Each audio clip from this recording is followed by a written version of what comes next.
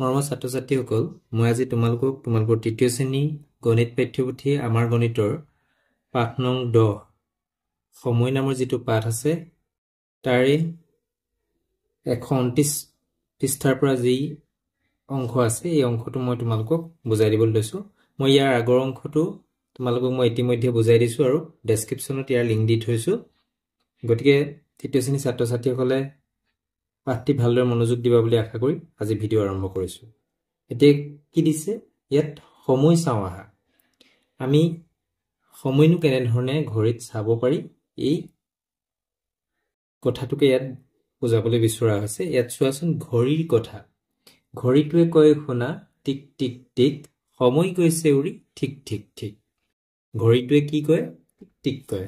মই এটা ঘড়ী দেখুৱাইছো। এই ঘড়ীটো দেখিছা তোমালোকে? এই ঘড়ীটো এই এনেকে টিক টিক কৰি ঘূৰি আছে আৰু এই কাটাডাল গৈ আছে আৰু যাওঁতে টিক টিক কৰি আছে, হয়নে? আৰু এনে ধৰণে কি হয়, যেতিয়াই টিক টিক কৰি গৈ আছে আৰু সময়ও এনে ধৰণে উৰি গৈ আছে, হয়নে? এতিয়া চোৱা এই ঘড়ীটো ইয়াত এটা দেখুৱাই দিছে তোমালোকে, এটা ঘণ্টাৰ কাটা। এইডাল ঘণ্টাৰ কাটা আৰু এইডাল কি মিনিটৰ কাটা।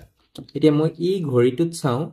এইডাল ঘণ্টাৰ কাটা, এইডাল মিনিটৰ কাটা, এইডালক যিডাল ঘূৰি থাকে এডালক ছেকেণ্ডৰ কাটা বুলি কোৱা হয়।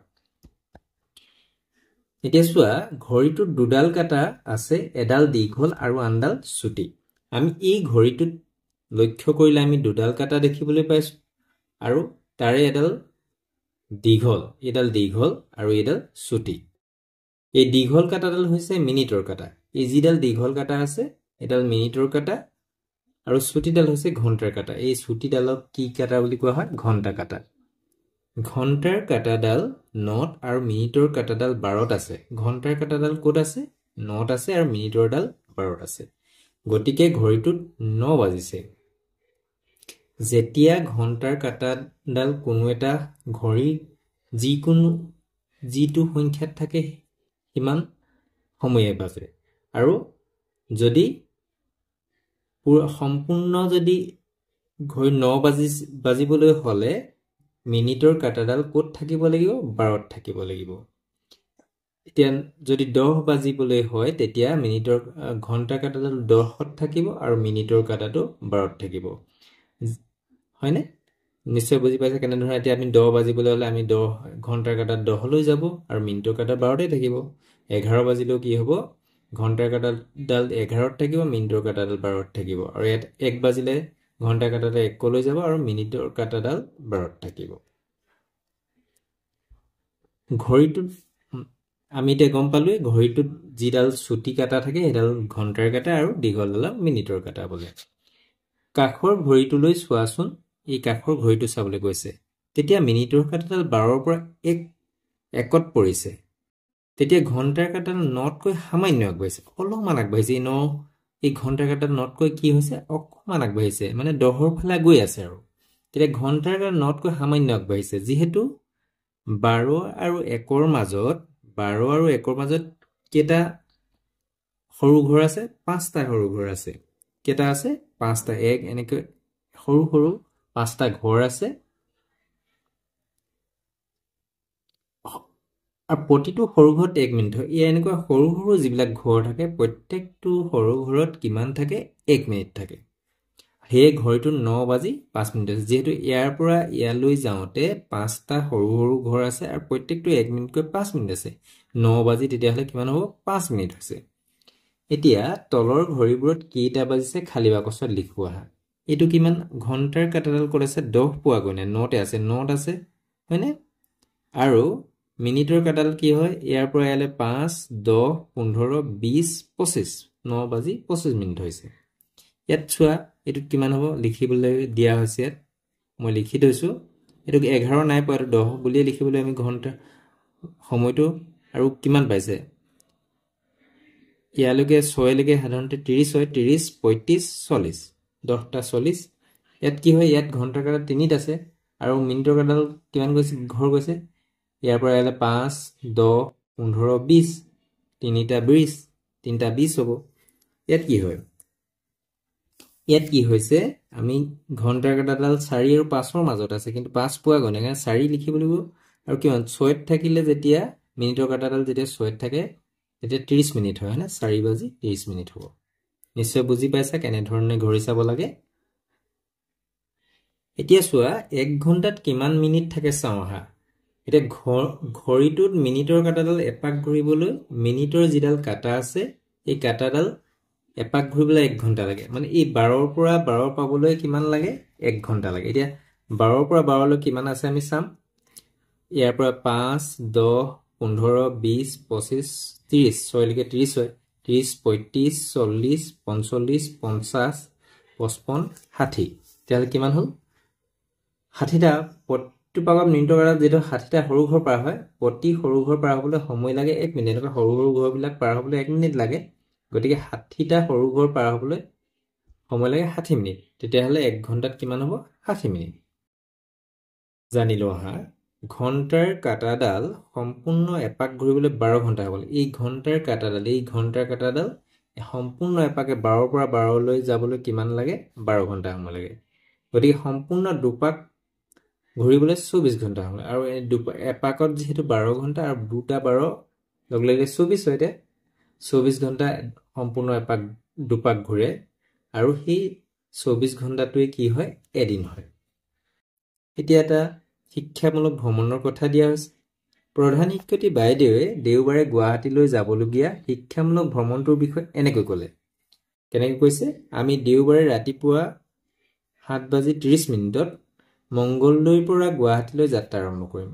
7:30 বজাত কলৈ যাব মংগলদৈৰ পৰা গুৱাহাটীলৈ যাব 2 ঘণ্টা পাছত ইয়াৰ 2 ঘণ্টা পিছত কৰ পাবগৈ গুৱাহাটী আঞ্চলিক বিজ্ঞান কেন্দ্ৰ পাব 2 ঘণ্টাৰ পিছত আঞ্চলিক বিজ্ঞান কেন্দ্ৰ পাব 2 ঘণ্টা সময় তাত কটাই শ্ৰীমন্ত শংকৰদেৱ কলাক্ষেত্ৰলৈ তালৈ গৈ পাবলৈ আমাক 30 মিনিট সময় লাগিব তাত 1 ঘণ্টা 30 মিনিট সময় কটাই আমি তাৰকাগৃহলৈ যাম তালৈ গৈ পাবলৈ 1 ঘণ্টা সময় লাগিব তাত 45 মিনিট সময় কটাই আমি ঘৰলৈ উভতিম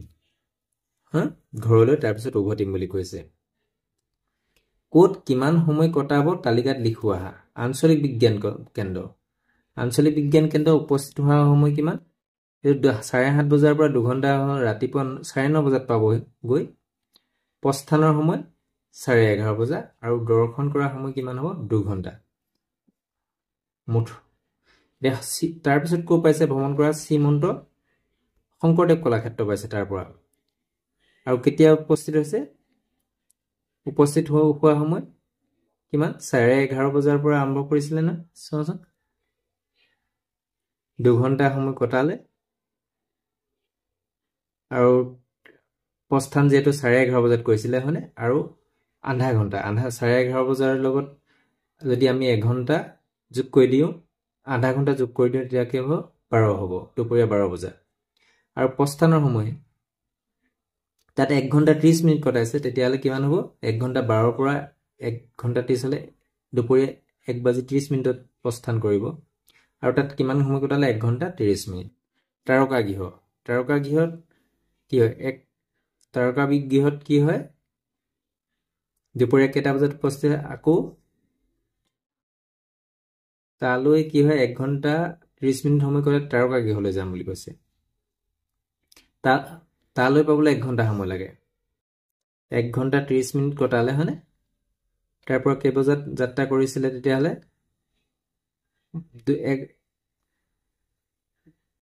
1:30 মিনিটত তেতিয়াহলে 1 ঘণ্টা কটোৱাৰ পিছত 2 ঘণ্টা 30 মিনিটত ইয়াৰ উপস্থিত হৈছে আৰু তাত কিমান সময় কটাইছে তাত 45 মিনিট কৰে 2 ঘণ্টা 30ৰ লগত কি হয় 2 ঘণ্টা 30 মিনিট তাৰ পিছত তাত কিমান হয় 45 মিনিট কটাই 45 মিনিটটো আমি এনে ধৰণে লিখিম এতিয়া 5 3 4 7 7টো আমি নিলিখিম কাৰণ 60 মিনিটে 1 ঘণ্টা সেই 1 ঘণ্টাটো আমি ইপিনে লৈ যাম হয়নে 75 মিনিট হলে ইয়াত 15 মিনিট 2 3 এই 60 মিনিটটো লৈ আছিল নহয় 1 ঘণ্টা লৈ আছিল 3 হল 3 আবেলি 3:15 মিনিটত আৰু তাত দৰ্শন কৰা সময় 45 মিনিট নিশ্চয় বুজি পাইছা কেনে ধৰণে কৰিছো ভ্ৰমণ কৰা ঠাইসমূহলৈ যাওঁতে প্ৰয়োজন হোৱা সময় তালিকাত লিখোৱা প্ৰস্থান কৰা স্থান আৰু সময় মংগলদৈ ৰাতিপুৱা 7:30 বজাত প্ৰস্থান কৰা স্থান আৰু উপস্থিত হোৱা স্থান আৰু সময় আঞ্চলিক বিজ্ঞান উপস্থিত মংগলদৈৰ পৰা গৈ ক'ত উপস্থিত হৈছিলে আঞ্চলিক বিজ্ঞান কেন্দ্ৰ ৰাতিপুৱা 9:30 বজাত আৰু যাত্ৰাৰ বাবে প্ৰয়োজন হোৱা সময় কিমান হ'ল 7:30 পৰা 9:30 বজালৈকে 2 ঘণ্টা এতিয়া তাৰপিছত প্ৰস্থান কৰা স্থান তাৰ পৰা ক'ত উপস্থিত হৈছিল মংগলদৈৰ পৰা আঞ্চলিক বিজ্ঞান কেন্দ্ৰৰ পৰা এতিকে প্ৰস্থান কৰা আঞ্চলিক বিজ্ঞান কেন্দ্ৰৰ প্ৰস্থান কৰা সময় তেতিয়া ৰাতিপুৱা 11:30 বজাত আৰু উপস্থিত হোৱা স্থান শংকৰদেৱ কলাক্ষেত্ৰ দুপৰীয়া 12 বজাত আৰু তাত কিমান সময় যাত্ৰাৰ প্ৰয়োজন হোৱা সময় কিমান সময় লাগিছিলে 30 মিনিট আৰু শ্ৰীমন্ত তাৰপিছত ক'ত পালেগে প্ৰস্থান কৰা তাৰপিছত ক'ৰ পৰা কৰিছে শ্ৰীমন্ত শংকৰদেৱ কলাক্ষেত্ৰৰ পৰা দুপৰীয়া 1:30 মিনিটত তাৰপিছত ক'ত উপস্থিত হৈছেগে তাৰকাগৃহ হয়নে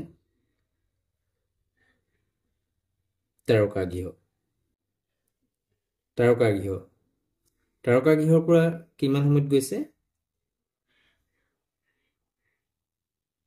তাৰকাগৃহত কিমান হয় উপস্থিত হৈছিলে কিমান সময়ত উপস্থিত হৈছিলে দুপৰীয়া 2:30 মিনিটত হয়নে আৰু যাত্ৰাৰ বাবে প্ৰয়োজন হোৱা সময় কিমান 1 ঘণ্টা এতিয়া চোৱা মুঠ কিমান ঘণ্টা হয় লিখোৱা ৰাতিপুৱা 5 বজাৰ পৰা আবেলি 4 বজালৈ 5 বজাৰ পৰা আবেলি 4 বজালৈ আমি প্ৰথমতে 5 বজাৰ পৰা 12 বজালৈকে হিচাপ কৰিম 5 বজাৰ আৰু 5ৰ লগত 12 হ'বলৈ কিমান যোগ কৰিব লাগিব 7 ঘণ্টা তাত হ'লেই আকৌ 12ৰ পৰা আমি 4 ঘণ্টালৈকে পাম 12ৰ পৰা 4 বজালৈকে 12ৰ পৰা 4 লৈকে কিমান হ'ব 12 পৰা 4 লৈকে 4 ঘণ্টা হয়নে তেতিয়া 7 4 যোগ কৰিলে কিমান হ'ব 11 ঘণ্টা যে সন্ধিয়া 6 বজাৰ পৰা 5 দিন ৰাতিপুৱা 6 বজালৈ এটো 12 ঘণ্টা হয় সন্ধিয়া 6 বজাৰ পৰা ৰাতিপুৱা 6 বজালৈ কিমান হয় 12 ঘণ্টা আৰু ৰাতিপুৱা 6 বজাৰ পৰা 5 দিন ৰাতিপুৱা 6 বজালৈ ৰাতিপুৱা 6 বজাৰ পৰা যদি আমি হিচাপ কৰি যাওঁ 5 দিন ৰাতিপুৱা 6 বজালৈ 24 ঘণ্টা হয় তাৰ পিছত এতিয়া নিম্নলিখিত প্ৰতিটো কামৰ বাবে কিমান মিনিট বা ঘণ্টা বা দিনৰ প্ৰয়োজন হয় অনুমান কৰি তালিকাখনত লিখো আহা কাৰ্য প্ৰয়োজনীয় সময় অনুমান কৰি লিখিবলৈ কোৱা আছে দাঁত ঘহা অনুমান কৰি কৈছো 5 মিনিট গা ধোৱা 8 মিনিট কাৰোবাৰ বেছিও হ'ব পাৰে ভাত খোৱা নিজৰ সময়বোৰ বেলেগ হ'ব ভাত খোৱা প্ৰায় 10 মিনিট মান লাগে কাৰোবাৰ কোনোবাইতো আধা ঘণ্টাও ভাত খাব পাৰে হয়নে সকলোৱে বেলেগ ঘৰৰ পৰা বিদ্যালয়লৈ যোৱা কিছুমানৰ ঘৰ ওচৰ হৈ বিদ্যালয়লৈ তেওঁ যোৱা সময়টো কিমান লাগিব তেওঁ নিজে অনুমান কৰিব লাগিব মা দেউতাক সহায় কৰা তোমালোকে কিমান সহায় কৰা তোমাৰ মায়ে ভাত ৰন্ধা কামত কিমান দেৰি লাগে কিমান সময় লাগে এটো নিজে অনুমান কৰি কবা লিখিবা ব্যায়াম কৰানো কিমান সময় কৰা তোমাৰ পঢ়াটো কিমান সময় কৰা দিনটো এইবিলাক নিজে লিখিবলৈ চেষ্টা কৰিবা এতিয়া তলত দিয়া সময়ৰ ভিতৰত তোমালোকে কি সম্পূৰ্ণ কৰিব পাৰিবা লিখা 5 মিনিটত আমি দাঁত ঘহা কামটো কৰিব পাৰো 10 মিনিট ভাত খোৱা 15 মিনিট ব্যায়াম কৰা 30 মিনিট খেলা ধূলা 1 ঘণ্টা পঢ়া এনে ধৰণে আমি কামবিলাক ইমান সময়ৰ ভিতৰত সম্পূৰ্ণ কৰিব পাৰো এতিয়া প্ৰকল্প এটা দিছে ঘৰৰ পৰা বিদ্যালয়লৈ আহি পাওঁতে তোমাৰ বন্ধুসকলৰ কিমান সময় লাগে তেওঁলোকৰ সহায়ত হিচাপ কৰি লিখোৱা বন্ধুৰ নাম লিখিব লাগিব ইয়াত ঘৰৰ পৰা ওলোৱা সময় কিমান হৈছে কিছুমানে 8 বজাত ওলাইছে কিছুমানে 8:15 মিনিটত ওলাইছে এইবিলাক নিজে কোনজনে কিমান সময়ত ওলাই তেওঁলোকৰ পৰা জানি ল'ব লাগিব বিদ্যালয়লৈ গৈ পোৱা সময় কিমান সময়ত উপস্থিত হয় প্ৰয়োজন হোৱা সময় তেওঁ মানে ঘৰৰ পৰা বিদ্যালয়লৈ আহোঁতে যদি 8 বজাত অহা ল'ৰা এজন 8:30 মিনিটত উপস্থিত হয় তেতিয়াহ'লে 30 মিনিট হ'ব কাৰণ 8ৰ লগত আমি 8:30 যেতিয়া পাম 30 মিনিট লাগিব হয়নে এনে ধৰণে বেলেগৰ বেলেগ সময় লাগিব এইবিলাক লিখিবলৈ চেষ্টা কৰিবা তোমালোকৰ শ্ৰেণীৰ সহপাঠীৰ পৰা ক বিদ্যালয়লৈ গৈ পাওঁতে কোনজন বন্ধু আটাইতকৈ বেছি সময় লাগে কোৱা কাৰ বেছি লাগে লিখিবলৈ চেষ্টা কৰিবা বিদ্যালয়লৈ গৈ পাওঁতে কোনজন বন্ধুৰ আটাইতকৈ কম সময় লাগে হোৱা এই তালিকাখনৰ পৰাই আমি লিখিব পাৰিম এইকেইটা তাৰপিছত কি দিছে আমাৰ দৈনন্দিন জীৱনৰ কাম কাজ কৰোঁতে কম সময় আৰু বেছি সময় লগা কামবোৰ তালিকাভুক্ত কৰোঁ আহা আমাৰ কিছুমান দৈনন্দিন কামত কাম কৰোঁ যেতিয়া কিছুমান কাম কৰিবলৈ আমাক কম সময় লাগে আৰু কিছুমান অলপ বেছি সময় লাগে এটা কম সময়ত হোৱা কাম কোঠালি এটা পৰিষ্কাৰ কৰা বেছি সময় লগা কাম ঘৰৰ আটাইবোৰ কোঠালি পৰিষ্কাৰ কৰা এটা ঘৰ পৰিষ্কাৰ কৰোঁতে কম সময় লাগে আৰু যেতিয়া গোটেইকেইটা কোঠালি পৰিষ্কাৰ কৰা হয় বেছি সময় লাগিব বটল এটা পানীৰে ভৰ্তি কৰা এইটো কম সময় লাগিব টেংকি এটা পানীৰে ভৰ্তি কৰা এইটো টেংকিটো যেহেতু বটলটোতকৈ যথেষ্ট ডাঙৰ সময়ো সেইকাৰণে বেছি লাগিব নিশ্চয় বুজি পাইছা বিভিন্ন ধৰণৰ ঘড়ীৰ লগত চিনাকি হওঁ আহা ইয়াত বিভিন্ন ধৰণৰ ঘড়ী দিয়া আছে এইটো কি ঘড়ী ডিজিটেল ঘড়ী এইটো বালি ঘড়ী বুলি কোৱা হয় আমি বালি ঘড়ীটো কেনেধৰণে ব্যৱহাৰ কৰিব পাৰোঁ এই বালিখিনি যেতিয়া তলত পৰোঁতে কিমান সময় লাগে আমি চাম আৰু যেতিয়া যদি এই 3 মিনিটে লাগিলে বা 4 মিনিটে লাগিলে এতিয়া আমি 3 মিনিটৰ কামটো এই বালি ঘড়ীটোৰ সহায়ত কৰিব পাৰিম এইটো কি হয় এইটো ৱাল ক্লক এইটো হৈছে ষ্টপ হোৱা সময়টো ধৰি থৈ দিব পাৰি তাৰপিছত এইটো হৈছে মোবাইলৰ ঘড়ী মোবাইলৰ সময়টো উল্লেখ থাকে এইটো হৈছে হাত ঘড়ী আমি হাতত যেটো পিন্ধো সেইটো হাত ঘড়ী এতিয়া চোৱাচোন এতিয়া এইটো কি ঘড়ী এইটো হৈছে হাত ঘড়ী আমি হাত ঘড়ী দেখিছো তাৰপিছত তোমালোকে মোবাইলৰ ঘড়ীটো তোমালোকে দেখিছে মোবাইলত তোমালোকে মোবাইলটোৰ ওপৰত সময়টো ওলাই থাকে সেইটোৱে মোবাইল ঘড়ী বুলি কোৱা হৈছে এতিয়া মলয়ে গোলকগঞ্জৰ পৰা গুৱাহাটীলৈ অহাৰ বাবে ৰেলৰ টিকট এটা ক্ৰয় কৰিছিল মানে কিনিছিল ৰেলৰ টিকটটোত কিনো লিখা আছে চাওঁ আহা যাত্ৰা আৰম্ভ কৰা ঠাইৰ নাম ৰেলৰ টিকটটোত প্ৰথমে যাত্ৰা ক'ৰ পৰা যাত্ৰা আৰম্ভ কৰিছে সেই ঠাইডোখৰৰ নাম ইয়াত আছে তাৰপিছত ৰেলগাড়ীৰ নাম এইটো ৰেলগাড়ীৰ নাম এই ৰেলগাড়ীখনৰ নামটো কি লিখা আছে টিকেটটোত যাত্ৰা আৰম্ভ হ'বলগীয়া তাৰিখ কি তাৰিখে আৰম্ভ হ'ব এইটো তাৰিখটো লিখা আছে আৰু 24 ঘণ্টীয়া ঘড়ীত যাত্ৰা আৰম্ভ সময় 24 ঘণ্টীয়া ঘড়ী মানে এনেধৰণে আছে 24 ঘণ্টীয়া ঘড়ীটোত যাত্ৰা আৰম্ভ কিমান সময়ত সেইটো লিখা আছে যাত্ৰা শেষ হ'ব লগা সময়টো 24 ঘণ্টীয়া ঘড়ীতে লিখা আছে তাৰপিছত ভাড়া ইয়াত ভাড়া মানে কিমান তালৈ যাবলৈ কেই টকা লাগিব টিকটটোৰ ভাড়া বাবদ কিমান দিব লাগিব তাত লিখা আছে আৰু গন্তব্য স্থান ক'ত গৈ পাব মানে ক'ত উপস্থিত হ'ব সেইটো লিখা আছে এনেধৰণে টিকটটোত ৰেলৰ যিটো টিকট আছে সেই টিকটটো তেনেধৰণে লিখা থাকে এতিয়া আমি যে ৰেলৰ টিকটটোত যে 24 ঘণ্টীয়া ঘড়ী বুলি কৈছিলো এটা 24 ঘণ্টীয়া ঘড়ীনো কি আমি এই তালিকাখনৰ পৰা আমি বুজিবলৈ চেষ্টা কৰিম এতিয়া 24 ঘণ্টীয়া আমি ৰেলৰ যেতিয়া আমি এটা ৰেলৱে ষ্টেচনলৈ যাওঁ তাত যেতিয়া আমি সময়বিলাক ওলাই থাকে 24 ঘণ্টীয়া ঘড়ীত থাকে তলৰ সময়বোৰ 12 ঘণ্টীয়া ঘড়ী হিচাপে লিখোৱা হয় এতিয়া 24 ঘণ্টীয়া ঘড়ীৰ সময় এতিয়া 24 ঘণ্টীয়া 14টা বাজিব আমাৰ যেটো 12 ঘণ্টীয়া ঘড়ীত যেতিয়া আমাৰ 12 লৈকে থাকে লাষ্ট 12 লৈকে থাকে কিন্তু তাত আকৌ 24 ঘণ্টীয়া ঘড়ীটোত একেবাৰে 24 লৈকে থাকে এতিয়া চোৱাচোন 24 ঘণ্টীয়া ঘড়ীৰ সময় 14 তে 12 ঘণ্টীয়া সময়ত কিমান হ'ব মানে 12 ঘণ্টাটোত 12 থাকে তেতিয়াহ'লে 12 ঘণ্টীয়া ঘড়ীটোত তাৰ দুঘৰ গ'লে কিমান হয় 2 বাজে সেইকাৰণে কি হ'ব 12 1 2 তেতিয়া 14টো হ'ব কিমান 12 পৰা দুঘৰ গ'লে 12 লগত 2 যোগ কৰিলে 14 হয় আৰু সেই 12 ঘণ্টীয়া ঘড়ীত দুঘৰ যাবৰ কাৰণে 1 2 লৈকে যাব তেতিয়াহ'লে 14টো কিমান 2 PM হ'ব 16টা 40 সেইটো আমি কি কৰিম 12 ঘৰৰ পৰা আমি 12 লগত কিমান যোগ কৰিলে 16 40 হয় 4 যোগ কৰিব লাগে সেইকাৰণে 4 লিখিছো 4 40 টো 40 এ থাকিব 18 12 লগত কিমান যোগ কৰিলে 18 হ'ব 6 মানে 6 p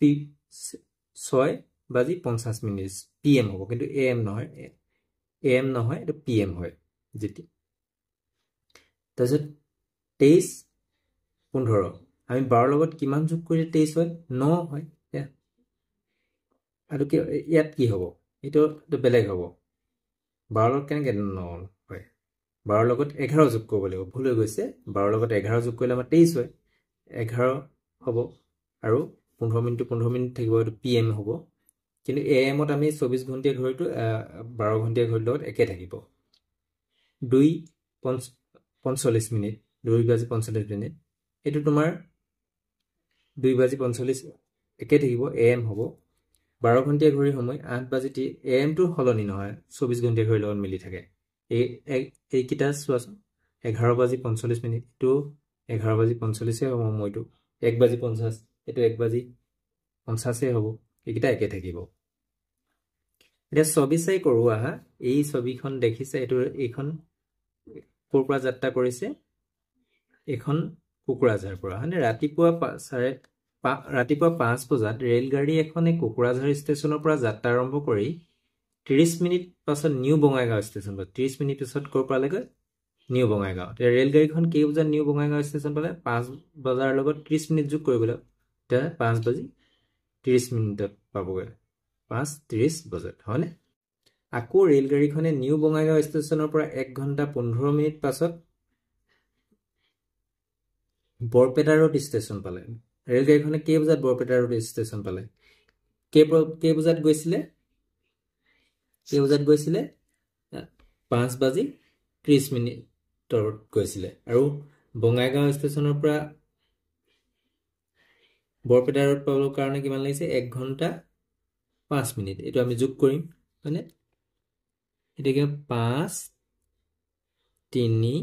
6 তেতিয়াহ'লে 6:35 মিনিটত বৰপেটা ৰোড ষ্টেচনত পাব আকৌ ৰেলগাড়ীখনে বৰপেটা ৰোড ষ্টেচনৰ পৰা গৈ 7:40 নলবাৰী ষ্টেচন পালে বৰপেটা ৰোড ষ্টেচনৰ পৰা নলবাৰী ষ্টেচন পাবলৈ কিমান সময় লাগিব বৰপেটা ৰোড ষ্টেচনৰ পৰা নলবাৰী ষ্টেচন পাবলৈ কিমান লাগিব তাৰমানে এতিয়া 7:40 মিনিটত পাইছে 7:40 মিনিটত পাইছে তাৰপিছত ইয়াৰ পৰা কেই বজাত গৈছিলে বৰপেটা ৰোড ষ্টেচনৰ পৰা 6:35 সেইটো আমি কি কৰিম বিয়োগ কৰিম 10 পৰা 5 গ'ল 5 ইয়াৰ পৰা 3 3 0 1 কিমান লাগিলে তেতিয়াহ'লে 1 ঘণ্টা 5 মিনিট 1 ঘণ্টা 5 মিনিট লাগিব 1 ঘণ্টা 5 মিনিট ৰেলগাড়ীখনে নলবাৰী ষ্টেচনৰ পৰা 2 ঘণ্টা 10 মিনিট সময় যোৱাৰ পাছত গুৱাহাটী ষ্টেচন পালে ৰেলগাড়ীখন গুৱাহাটী ষ্টেচন কেই বজাত পালে কি হৈছিলে এতিয়া নলবাৰী ষ্টেচনত উপস্থিত হৈছিলে 7:40 মিনিটত ৰেলগাড়ীখনে নলবাৰী ষ্টেচনৰ পৰা 2 ঘণ্টা 10 মিনিটৰ পিছত 2 ঘণ্টা 10 7:40 2 ঘণ্টা 10 যোগ কৰিলেগে 9:50 মিনিটৰ পৰা এতিয়া কি হ'ব 9:50 হ'ব নিশ্চয় বুজি পাইছে এতিয়া কি ইয়াত কোৱা হৈছে ইয়াত আমি ডাক্তৰ এজন দেখিছো হয়নে ল'ৰা এটাৰ নিশ্চয় অসুখ হৈছে এতিয়া কি কৈছে ৰংমনৰ কাহ হৈ থকা বাবে দেউতাকে দেওবাৰে তেওঁ গাঁৱৰ প্ৰাথমিক স্বাস্থ্য কেন্দ্ৰলৈ লৈ গ'ল ডাক্তৰে ৰংমনৰ স্বাস্থ্য পৰীক্ষা কৰি প্ৰেছক্ৰিপশ্যন যিখন অসমীয়া নিদান পত্ৰ বুলি কোৱা হয় এখন লিখি দিলে আৰু দৰৱখিনি ফাৰ্মাচিষ্ট গৰাকীৰ পৰা ল'বলৈ ক'লে ৰংমনৰ দেউতাকে ফাৰ্মাচিষ্ট গৰাকীক প্ৰেছক্ৰিপশ্যনখন দিয়াত তেখেতে এটা কাহৰ দৰৱ দিলে দেউতাকে দৰৱৰ বটলটো লৈ উৎপাদনৰ তাৰিখ আৰু ম্যাদ উকলাৰ তাৰিখ ৰংমনক পঢ়ি শুনালে আৰু দেখুৱাই দিলে মানে দৰৱটো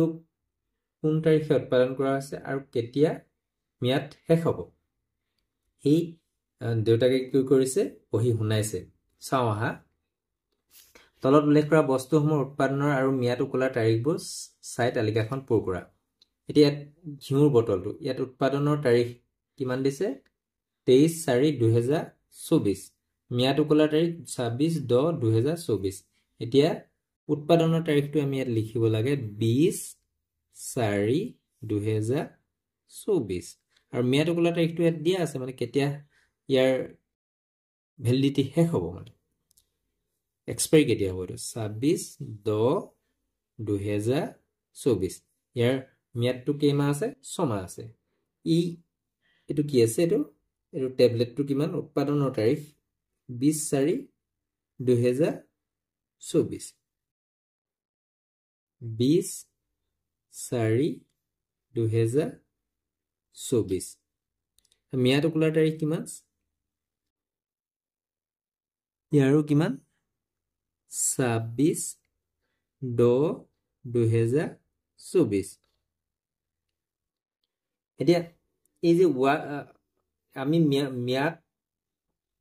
উকলাৰ তাৰিখ আৰু উৎপাদনৰ তাৰিখ কিয় প্ৰয়োজন জানিব লাগিব আমি দ্ৰৱ এটা কিনিবলৈ যাওঁতে বা যিকোনো বস্তু কিনিবলৈ কাৰণ প্ৰত্যেকটো বস্তুৰে এটা নিৰ্দিষ্ট সময় ইয়াৰ মানে ম্যাদ থাকে তাৰ পিছত ইয়াৰ ব্যৱহাৰৰ অনুপযোগী হয় সেইকাৰণে আমি চাব শিকিব লাগিব আৰু এই সকলোবিলাক কি হয় সময়ৰ লগতে জড়িত নিশ্চয় তোমালোকে পাঠটি বুজি পালা আজি পাঠ ইমানতে সামৰিছো পুনৰ অন্য এটা পাঠৰ সৈতে পুনৰ লগ হ'ম ধন্যবাদ